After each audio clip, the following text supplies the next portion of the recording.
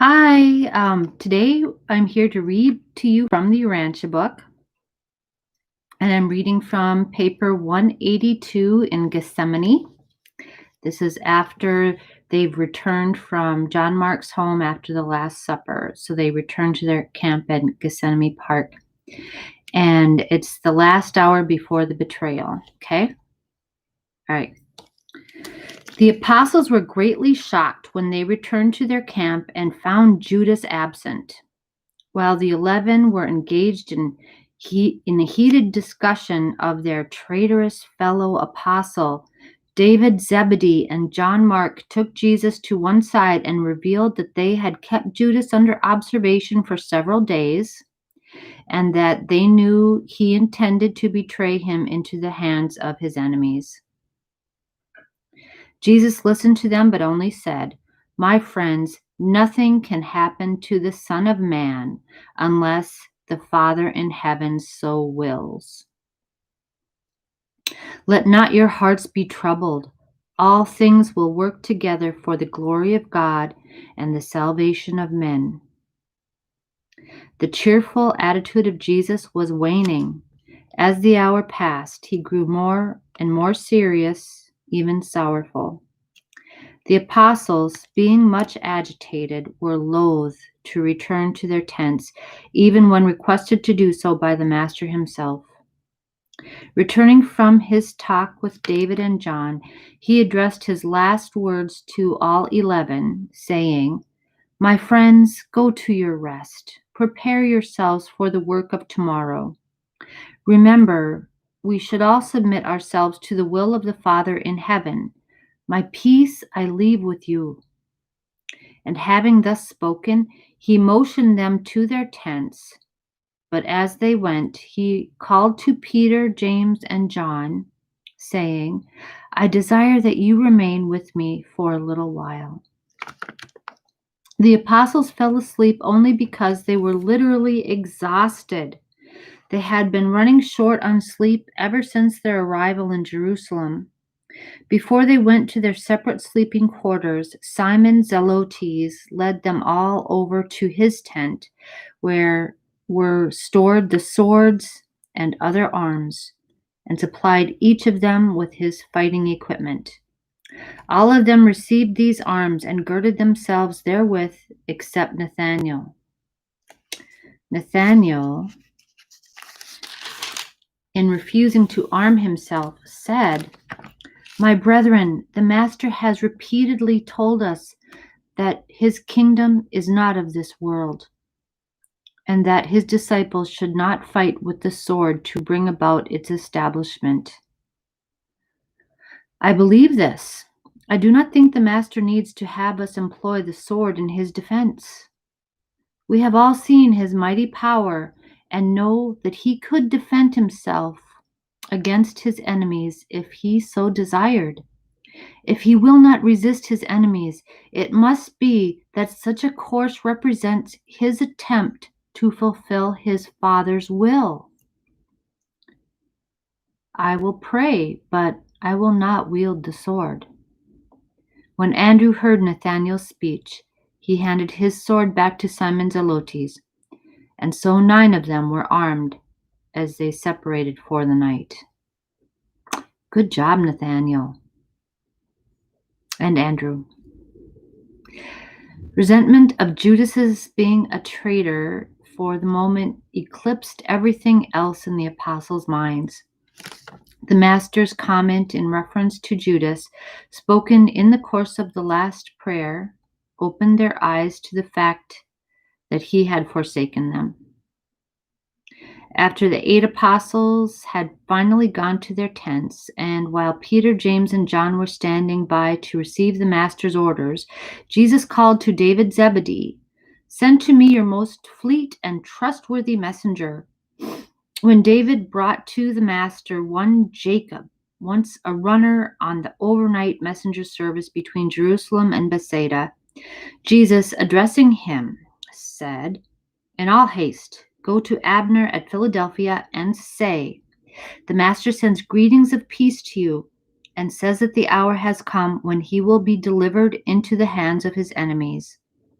who will put him to death, but that he will rise from the dead and appear to you shortly before he goes to the Father, and that he will then give you guidance to the time when the new teacher shall come to live in your hearts.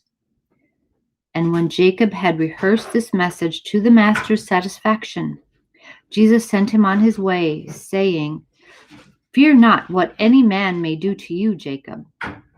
For this night an unseen messenger will run by your side." An angel was with him when he was taking this message. And he's doing this before he's even arrested. So he knows everything that's going to happen here. Then Jesus turned to the chief of the visiting Greeks who were encamped with them and said, "My brother, be not disturbed by what is about to take place, since I have already forewarned you. The Son of Man will be put to death at the instigation of his enemies, the chief priests and the rulers of the Jews, but I will rise to be with you a short time before I go to the Father. And when you have seen all this come to pass, glorify God and strengthen your brethren." In ordinary circumstances, the apostles would have bidden the Master a personal good night, but this evening they were so preoccupied with the sudden realization of Judas's desertion and so overcome by the unusual nature of the Master's farewell prayer that they listened to his goodbye salutation and went away in silence. Jesus did say this to Andrew as he left his side that night. "Andrew, do what you can to keep your brethren together until I come again to you after I have drunk this cup. Strengthen your brethren, seeing that I have already told you all. Peace be with you." None of the apostles expected anything out of the ordinary to happen that night, since it was already so late. They sought sleep that they might rise up early in the morning and be prepared for the worst. They thought that the chief priests would seek to apprehend their master early in the morning, as no secular work was ever done after noon on the preparation day for the Passover. Right. But they decided they'd do this totally illegally, even though they'd have court in the middle of the night and against all protocol, that they were just going to do this. But they're thinking, oh, they're not going to do things in the middle of the night. But yeah, they are. Only David Zebedee and John Mark understood that the enemies of Jesus were coming with Judas that very night.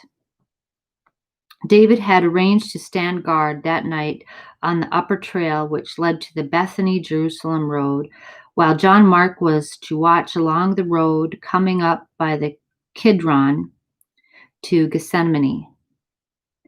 Before David went to his self-imposed task of outpost duty, he bade farewell to Jesus, saying, "Master, I have had great joy in my service with you.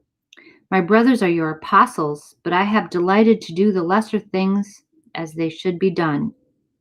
And I shall miss you with all my heart when you are gone." And then said Jesus to David, "David, my son, others have done that which they were directed to do, but this service have done of your own heart. And I have not been unmindful of your devotion. You too shall someday serve with me in the eternal kingdom. My brothers are your apostles, but I have delighted to do the lesser things as they should be done, and I shall miss you with all my heart when you are gone." Because that was David did the lesser things. Well, like, just arranging, giving them messages and sending them protection and doing, they're not little things. "David, my son, others have done that which they were directed to do, but this service have you done of your own heart." So nobody told David to do these things. He just did them. He just saw what they needed and gave them whatever, and funds, whatever they needed. He made sure that they were, protected in their and sent them messages and things. So, yeah, he did a lot. And then as he prepared to go on watch by the upper trail, David said to Jesus, "You know, Master, I sent for your family, and I have word by a messenger that they are tonight in Jericho. They will be here early tomorrow forenoon, since it would be dangerous for them to come up the bloody way by night." And Jesus, looking down upon David, only said, "Let it be so, David." So it's like, yeah, you did good to send for them, and it's the way it should be.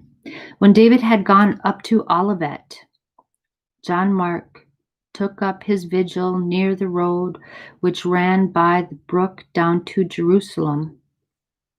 And John would have remained at this post, but for his great desire to be near Jesus and to know what was going on. Shortly after David left him, and when John Mark observed Jesus withdraw with Peter, James, and John into a nearby ravine, he was so overcome with combined devotion and curiosity that he forsook his sentinel post and followed after them, hiding himself in the bushes, from which place he saw and overheard all that transpired during those last moments in the garden and just before Judas and the armed guards appeared to arrest Jesus. While all this was in progress at the master's camp, Judas Iscariot was in conference with the captain of the temple guards, who had assembled his men preparatory to setting out under the leadership of the betrayer to arrest Jesus. Okay. Thank you very much for listening. We'll see you again next time. Okay.